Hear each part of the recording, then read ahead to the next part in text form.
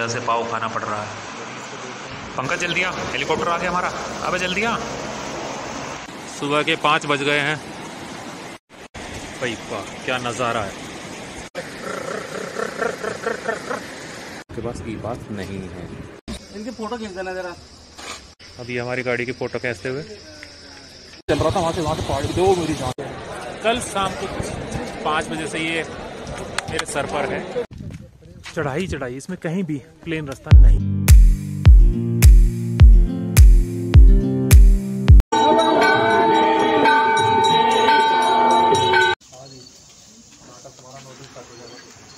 Tank full कर दो boss. देखते हैं इसमें कितना आता फिलहाल, क्योंकि पहला भी पेट्रोल है और जाना बहुत आगे तक है। थोड़ा ऊपर रखना, पूरी मत करना। वहाँ देख तो सरकार भाई से रिक्वेस्ट भरवाया, वरना मना कर दी थी भाई ने कि इस टाइम पेट्रोल। बस 1 मिनट रुक जाओ बॉस, इतना तो चलने दो, हम चल रहे हैं, इतना तो चलने दो लाइट। हाँ हाँ बस मैं कहता हूँ अभी 1 मिनट रुक जाओ बस। भैया लाइट बंद कर रहे हैं, ये भी यानी कि एक ही आसरा मिला था। ये भैया भी लाइट बंद करके कह रहे हैं कि भैया हम लोग सोना चाहते हैं। ये भैया हैं, इन्होंने हमारे 5 मिनट लगा के हमारा मोबाइल थोड़ा सा चार्ज कर दिया। चलो भैया बैग उठाओ, लाओ भैया। आसमान में हल्का हल्का सा उजाला होने लगा है। सुबह के 5 बज गए हैं। Good morning everyone. भाई वाह क्या नज़ारा है, क्या नज़ारा है। हमें रुके हुए यहाँ मुश्किल से 2 या 3 मिनट हुए हैं और देखिए कितना उजाला हो गया 2-3 मिनट के अंदर अंदर।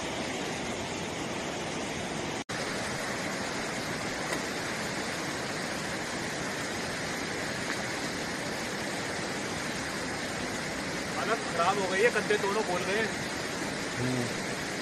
दोनों शोल्डर, ये चीज दर्द करने लगी। ऐसे पकड़े पकड़े पकड़े मायने रखा ऐसा मायने रखता। मेरठ से रेगुलर चलते हुए आ रहे हैं, रुके कहीं नहीं है, बस थोड़ा थोड़ा 5-5 मिनट तो रुके हैं।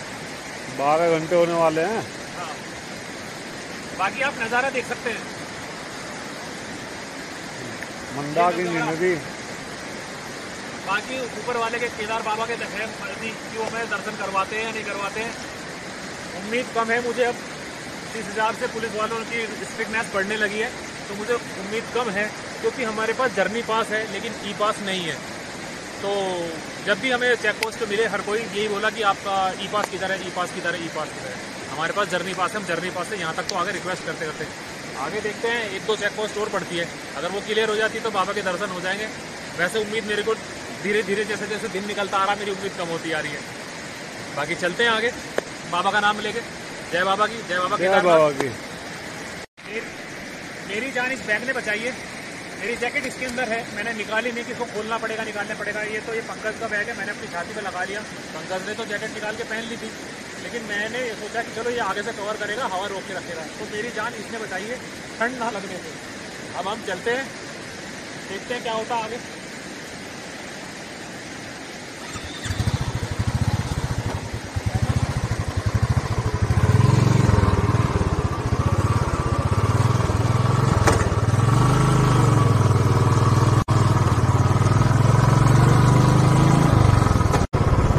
आप नज़ारे देख सकते हैं, सुंदरता के नज़ारे। सुबह सुबह के नज़ारे कितने गजब हैं, कितना सुंदर व्यू है। मैं यहाँ पे आता हूँ। दोस्तों आज की यह वीडियो बहुत ही सुंदर और बहुत ही मस्त होने वाली है।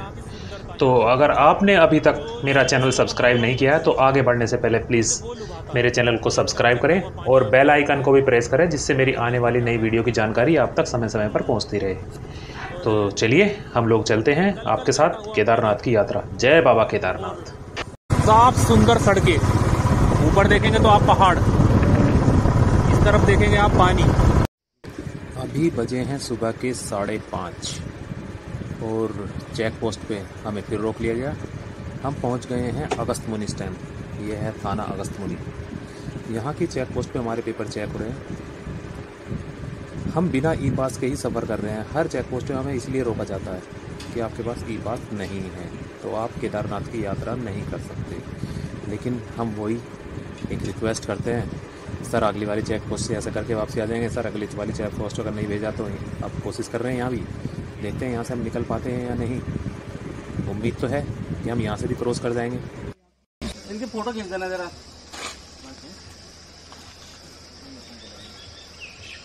ये देखिए अभी हमारी गाड़ी की फ़ोटो खींचते हुए हमें आगे जाने की परमिशन मिल गई, तो हमने अपना सफ़र फिर आगे चालू कर दिया। चलिए आप हमारे साथ चलते हैं बाबा के दरबार में। जैसे जैसे हम नज़दीक पहुंचने लगे हैं रास्ता डेंजर होने लगा है। फर्स्ट गियर में रखिए, फर्स्ट गियर में।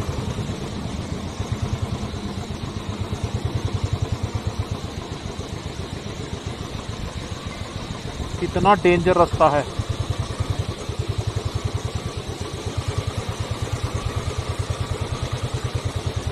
जैसे पहाड़ गिरने का डर है। ओए सामने गाड़ी पड़ी, तो चलता है बस।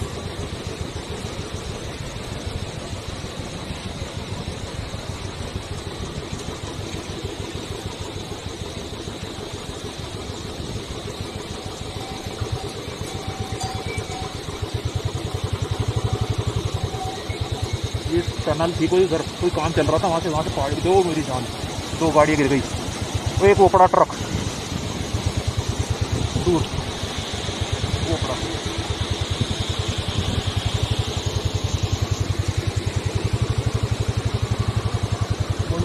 ऊपर को बढ़ा देंगे।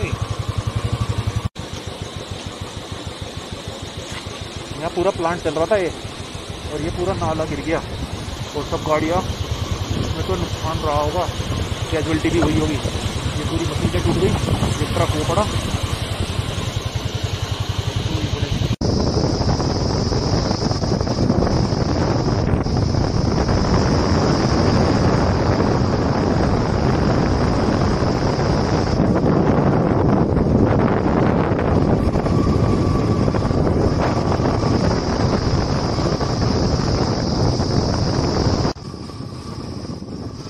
जैसे जैसे हम आगे बढ़ते जा रहे हैं रास्ते की चौड़ाई भी कम होती जा रही है और ख़तरनाक भी होता जा रहा है।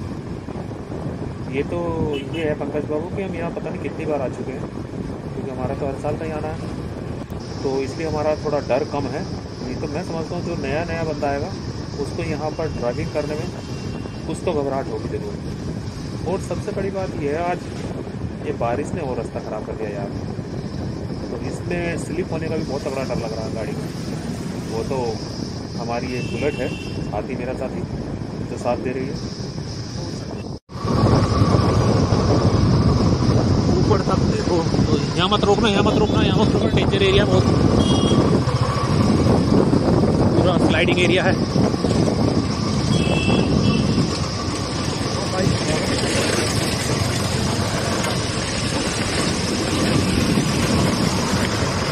निकलो यहाँ से निकलो। मुझे पड़ा फोन जल्दी।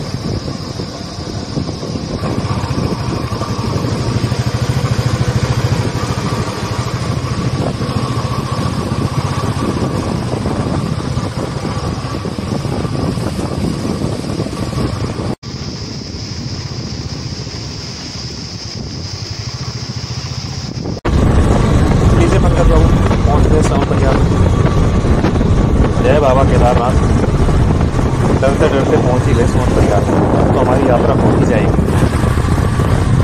ये इधर लगी पार्किंग, देखा तो रोक दिया ना। ये अब हमें पार्किंग में इधर लगाएगा। हम सोच रहे थे आगे तक बाइक ले जाएँ, लेकिन उन्होंने हमें साथ दे दिया। तो अब हम लगाते हैं पार्किंग पर।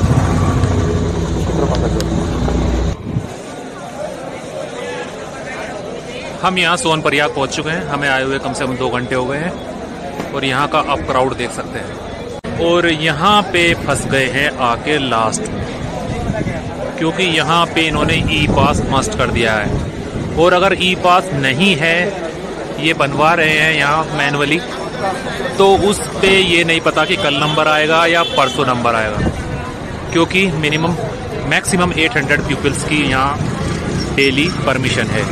उस परमिशन में 800 में जितने बंदे शॉर्ट होते हैं डेली वालों में से उतने बंदे ये जो हमारा न्यू बना रहे हैं उसमें से निकाल करके उनके साथ भेज देते हैं। तो यहाँ यह प्रॉब्लम आ गई है।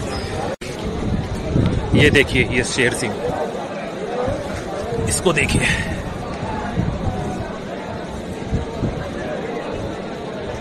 कितना जबरदस्त ब्लैक लोयन। इसको देख के मेरे को किसी की याद आ रही है। हाँ, जंगल बुक का है ये, अगर भालू, ये जंगल बुक का भालू।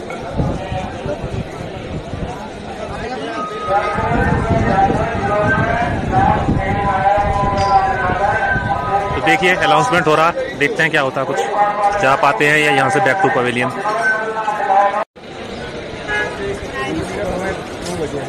कल शाम को 5 बजे से ये मेरे सर पर है और अब मुझको एहसास भी नहीं होता कि ये मेरे सर पर लगा हुआ है। ऐसी आदत पड़ गई है मुझे कि मुझे खुद को नहीं पता लगता कि मैंने पहना हुआ है या नहीं पहना हुआ होगा। इतनी मेहनत करने के बाद भी अगर हम यहाँ से वापसी लौट जाएं तो बहुत अफसोस होगा। अब फॉल्ट अपना है कि हमने ई पास नहीं बनवाया, हमें पहले ही ई पास बनवा लेना चाहिए, लेकिन गलती इंसान से ही होती है, हमने भी कर दी है। तो देखिए क्या होता है। मौसम खराब हो चुका है, यहाँ पे बारिश आ गई सोनप्रयाग में, तो यात्रा भी रुकी हुई है फिलहाल। हमने मैगी बनवाई है, बाहर बारिश हो रही है और यात्रा पे जाने की हमें कोई संभावना नहीं दिखाई दे रही है कि हम ऊपर चले जाएं, क्योंकि परमिशन नहीं मिल रही है।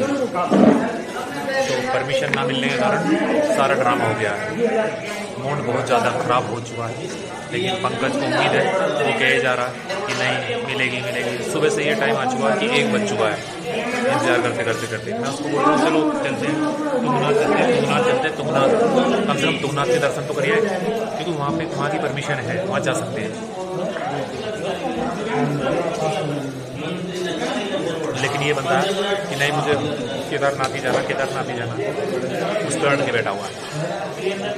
अब देखो क्या होता है, तब तक मैगी खाते हैं और इंतजार करते हैं। हर हर महादेव, मजा आ गया पंकज बाबू। फाइनली हमारा नंबर आ गया, हमें परमिशन मिल गई और हमने अपना सफर आगे का चालू कर दिया।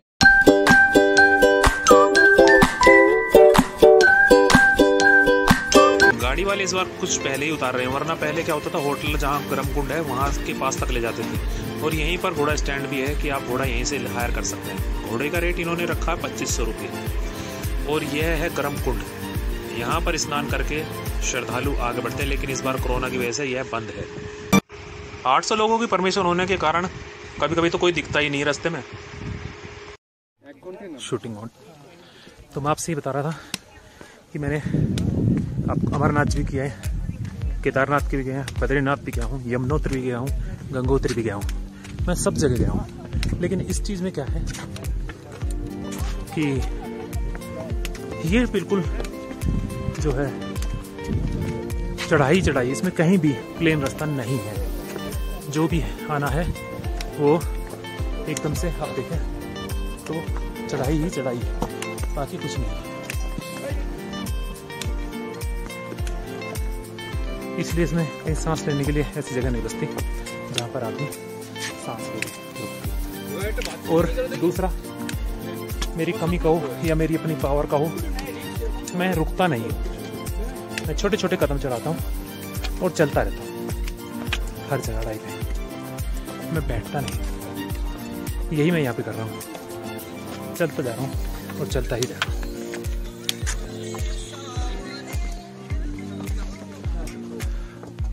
ठीक है, बस फिर मिलते हैं आगे। वैष्णो देवी की तरह यहाँ पर भी आपको बीच बीच में शेड बना दिए गए हैं, जिससे आप बारिश में से बच सकते हैं। भीमबली समुद्र तल से ऊंचाई 2670 metres, Shri Kedarnath 10 kilometres, Linchauli 4.7 kilometre, छोटी लिंचोली 2.8 किलोमीटर्स। यह धीरे धीरे समुद्र तल से ऊंचाई बढ़ती चली जाएगी। अब यहाँ पर पूरा आप मैनिफेस्टो देख सकते हैं। रामबाड़ा, छोटी लिंचोली, मैं केदारनाथ सन 2003 में पहली बार आया था। तब तो यहाँ कोई भी सुविधा नहीं थी। उसके बाद से हर दूसरे तीसरे साल आता हूँ तो मुझे हमेशा कुछ ना कुछ नया मिलता है। नई कंस्ट्रक्शन, नई दुकानें मिलती हैं। आप केदारनाथ कभी भी आएंगे आपको यहाँ झरने ज़रूर मिलेंगे। बस ये हो सकता है कि कभी झरनों में पानी ज़्यादा हो, कभी कम हो, लेकिन आपको झरने मिलेंगे ज़रूर। यानी कि आपको पानी की चाहे छोटी सी धार मिले, लेकिन मिलेगी ज़रूर।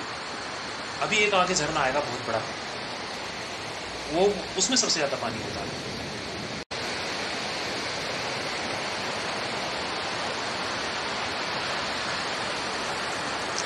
यह झरना केदारनाथ मार्ग का सबसे बड़ा झरना था, जो काफ़ी वेग से पानी नीचे की तरफ गिरता है। बाकी झरने तो ऊपर पहाड़ पे से एकदम पानी गिरता सा दिखाई देता है, लेकिन इसमें बहुत दूर तक पहाड़ों पे आप चढ़ के जा भी सकते हैं वहाँ तक, तो इसमें काफ़ी पानी आता है। और ये सबसे सुंदर झरना है इस मार्ग का। मैं पूरा गीला हो चुका हूँ क्योंकि बारिश आई है, तो उसने मेरे अंदर तक के कपड़े सब टोटल गीले कर दिए। मुझे ठंड भी महसूस हो रही है, लेकिन शरीर चलते चलते गर्मी की वजह से मैं रुक ही नहीं रहा, गीला हो गया। टच रुक जा।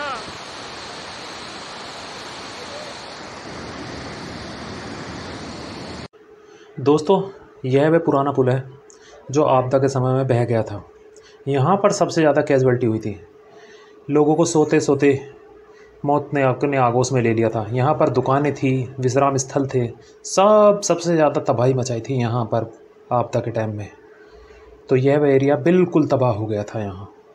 अब नया पुल बना है जिसे हम पार करके जा रहे हैं।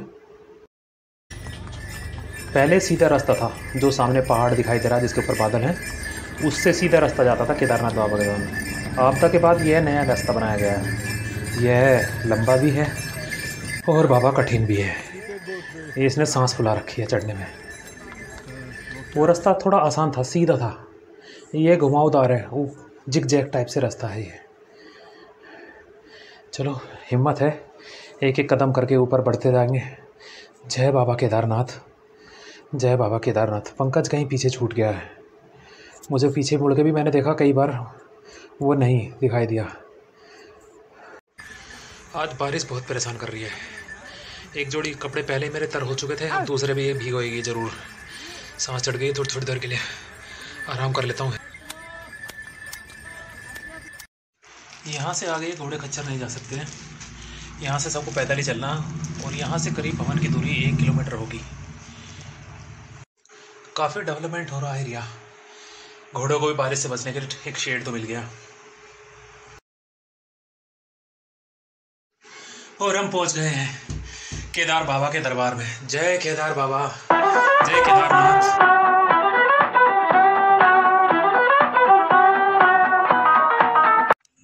जैसे ही सामने मंदिर दिखाई देता है, हर आने वाले में जो भी नीचे से पैदल चढ़ के आया या घोड़े पे बैठ के आया, एकदम से उसमें दुगना जोश आ जाता है और उसके कदम फटाफट तेज़ी के साथ मंदिर की तरफ कोठने लगते हैं। उसको ऐसा एहसास होने लगता है जैसे सामने से खुद चल के बाबा आएंगे और उसको गले लगा लेंगे। तो मुझे तो ऐसी फीलिंग आ रही है। मंदिर के कपाट बंद हैं और मौसम भी ख़राब हो रहा है। मंदिर के अंदर तो कैमरा अलाउ नहीं है, तो मैं आपको थोड़ा बाहर से मंदिर के दर्शन कराता हूँ, क्योंकि इस टाइम मौसम भी ख़राब है, तो थोड़ी सी रिकॉर्डिंग में भी हो सकता है थोड़ी प्रॉब्लम आए। तो मैं ये बताना चाह रहा था कि इस मंदिर के पिछली तरफ जो आप एक बहुत बड़ी सी शिला देखेंगे, यह वही शिला है जिसने इस मंदिर की रक्षा करी थी 2013 की आपदा में। यह शिला मंदिर के पीछे आकर के रुक गई थी और इसी ने इस मंदिर को उस मलबे से बचाया था और उस मलबे को 2 धार में बांट दिया था। तो दोनों इस मंदिर को कोई भी नुकसान नहीं पहुंचा था, जबकि उस आपदा ने बहुत भारी तबाही मचाई थी मंदिर के आसपास और जान मान का भी बहुत नुकसान हुआ था, लेकिन मंदिर को खरोंच तक नहीं आई थी। जय बाबा केदारनाथ, यह शक्ति है बाबा की।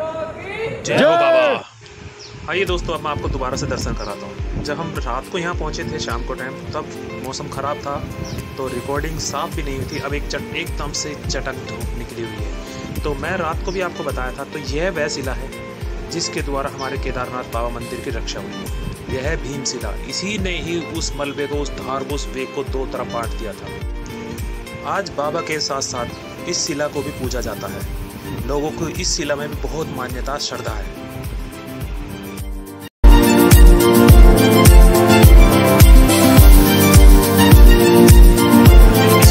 देखते ही बनती है। जब श्रद्धालु जो लोग यहाँ पर आते हैं और 17-18 किलोमीटर की चढ़ाई चढ़ के आते हैं और सामने मंदिर दिखाई देता है, तो मैं समझता हूँ उनको ऐसा लगता है जैसे उनको जन्नत मिल गई है। मैं अपनी फीलिंग बता रहा हूँ, पर मैं महसूस कर सकता हूँ कि जैसा मुझे महसूस हो रहा है इतनी चढ़ाई चढ़ने के बाद, आने के बाद, तो शायद दूसरों को भी ऐसा ही महसूस होता होगा। वो मंदिर बहुत सुंदर लगता है। इसका दूसरा कारण यह भी है कि यह चारों तरफ से एक हरियाली, ऊंचे ऊंचे पहाड़ों के बीच में यह एक चौड़ा मैदान सा है जहाँ पर यह मंदिर स्थित है। तो यह मंदिर चारों तरफ ऊंची ऊंची चोटियों से घिरा हुआ है और सभी चोटियाँ एकदम सुंदर माहौल दर्शाती है। आपका मन यहाँ से जाने को करेगा ही नहीं। चारों तरफ से हरियाली, और सर्दी की बात करें तो ये जो सब चोटियाँ हैं ये सारी की सारी बर्फ से दब जाती हैं। यह मंदिर भी बर्फ से 5-10 फुट तक, इस मंदिर पर भी बर्फ जम जाती है। तो वो क्या दृश्य रहता होगा, आप कल्पना कर सकते हैं कि बाबा कहाँ रहते हैं। तो जय हो बाबा, जय बाबा केदारनाथ।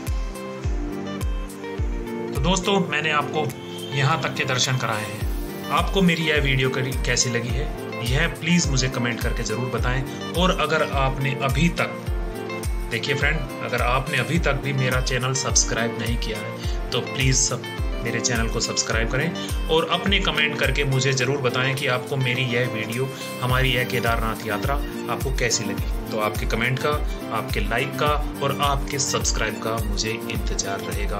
आपका दोस्त राकेश तोमर घुमक्कड़। कहीं मत जाना, क्योंकि अभी हम यहाँ के बाद जाएंगे तुंगनाथ। वह पूरे उत्तराखंड का सबसे सुंदर, मेरी नज़र से अगर आप मानो तो वह सबसे सुंदर जगह है, जहाँ पर चौपते का जंगल है और तुंगनाथ बाबा जी तो वहाँ पर विराजमान है ही। तो मैं आपको वहाँ भी ले चलूँगा। अभी फिलहाल यात्रा यहीं पर समाप्त करते हैं। जय केदारनाथ बाबा।